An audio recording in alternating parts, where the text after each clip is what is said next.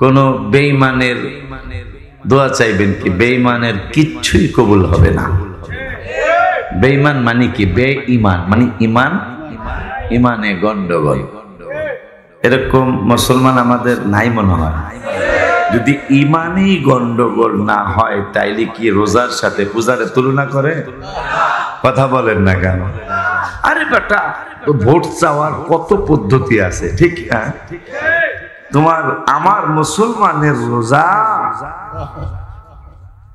যে রোজা নবী রাসূলুল্লাহ রেখেছেন, যে রোজা সাহাবা আজমাইনরা রেখেছেন, আপনি একটা ভোট পাওয়ার জন্য, কালকে আমি একটা খবর দেখলাম, কাতারের আল জাজিরার একটা দেখলাম খবর, 10,65,00,000 মানুষের একটা কি বলে এটা, যে জরিপ 10 কোটি, তাহলে মোটামুটি ভোটার প্রায় কথা কয় না, 18 কোটি মানুষের 10,65,00,000 মানুষের একটা জরিপ।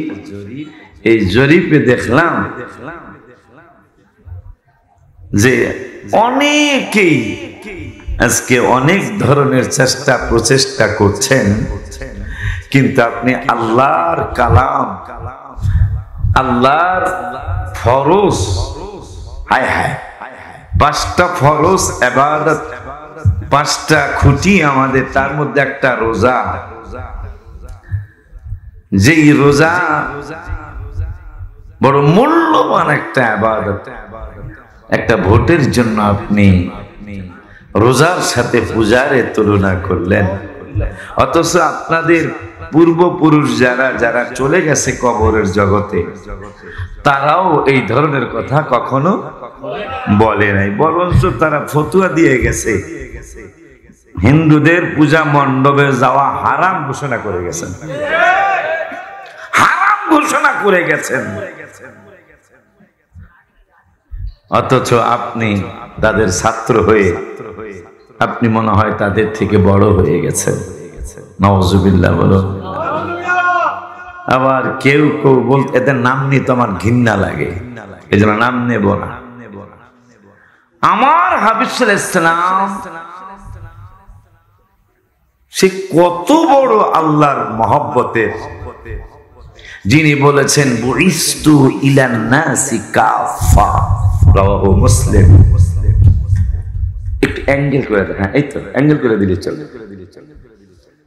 বুইস্তু ইলান নাসি কাফা, আমি শুধু তোমাদের মুসলমানদের নবী না, আমি সমস্ত মানুষের নবী। মানুষ বলে একটা চমৎকার তথ্য চলে আসে বেলায়েত ভাই। কুরআনুল কারীমে ৮৮ অথবা ৮৯ জায়গায় ইয়া আইয়ুহাল্লাযীনা আমানু আসছে, ইয়া আইয়ুহান নাস, হে মানুষ সকল, এইটাও আসছে। কিন্তু আমি আশ্চর্য হয়ে গেছি, মদিনা পাকের এত সম্মান কেন? মদিনা পাকের সম্মান হতেই হবে। বিশ্বের অন্যতম একটা সংস্থা নাসা, শিক্ষিত সমাজ জানে। আপনি হাবিবকে ছোট বানাবেন কেমন? আপনি সাংবাদিক বলতেছেন, নাউজুবিল্লাহ, কে আসতে করে। অথচ 18 পারার 18 পৃষ্ঠায় সূরা ফুরকানের যে পৃষ্ঠা, এই পৃষ্ঠায় আল্লাহ বলতেছেন বিসমিল্লাহির রহমানির রহিম, লা তাজআলু দুআ আর-রাসূলি বাইনাকুম কাদুআই বা'দিকুম বা'দা। আল্লাহ ফতোয়া দিলেন কি, আর মোল্লায় কথা কয় কি? মোল্লার কথা শুনে মানুষ বিশ্বাস করে। এই জামানায় ঈমান এতই ঘাটতি হয়েছে, আল্লাহর কথা বিশ্বাস করতে মনে একটু দেরি করে।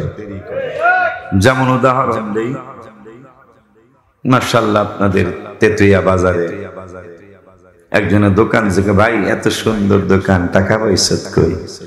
খালু দিছে, মাশাআল্লাহ খুব খেয়াল। আর এক বেটা কচুয়া বাজারে ঢুকতে একটা চমৎকার দোকান দিছে, প্রায় 20 লাখ টাকার মাল। ভাই এত সুন্দর দোকান, টাকা পয়সা মামু দিছে। আর একজনের দোকান সাসার বাজারে, ভাই এত সুন্দর, ভেরি নাইস তোমার সব, টাকা আব্বাই দিছে, মায়ও কিছু দিছে। আর একজনের জিগাইলাম একবারে গরিপুর বাজারে, এত সুন্দর দোকান, এত মাল, টাকা পয়সা কই ভাই? আল্লাহ দিছে। আল্লাহ দিল না, হন কি কয় এখন যে জিগাইছে আল্লাহ দিল কেমনে? মাই দিছে সন্দেহ হয় নাই। আমাদের ইমানের অবস্থা, মাই দিছে সন্দেহ লাগে নাই, বাবাই দিছে সন্দেহ লাগে নাই, হৌরে দিছে সন্দেহ লাগে নাই, মামু দিছে সন্দেহ লাগে নাই। যখন কইছে ভাই আল্লাহ দিছে, আল্লাহ কেমনে দিল? নাউজুবিল্লাহ, জোরে কোন। এই হলো আমাদের ইমানের অবস্থা। মোল্লায় বললে বিশ্বাস করে, আল্লাহ বললে বিশ্বাস করতে একটু দেরি করে। কথা কন না গা? নইলে আল্লাহ সুবহানাহু ওয়া তাআলা কোরআনুল কারিমে, তুমি আজকে আমার হাবিবকে সাংবাদিক বলতেছো? নাউজুবিল্লাহ, জোরে কোন। আবু বকর, ওমর, দুইজন সাহাবী নবীজির কদম মোবারকে জায়গা পেয়েছেন। দুজন হাবিবের কদম মোবারকে জায়গা পেয়েছেন। দুজনেই আমার নূরের নবীর শ্বশুর। কথা কয় না? পৃথিবীর নিয়ম হলো জামাই শ্বশুরের কদম বুচি করে, এটা আমাকে ফরিদপুরের নিয়ম। আমরা কসুয়ার নিয়ম কি মানে জামাই শ্বশুরের দা করে না, কিন্তু শ্বশুর যদি জামাই কদম বুচি করে, আমার মনে হয় শ্বশুর লোকটা হাদা নফর মাজনুন। কথা কয় না? হ্যাঁ, আরবি ভাষায় কি হাদা নফর মাজনুন।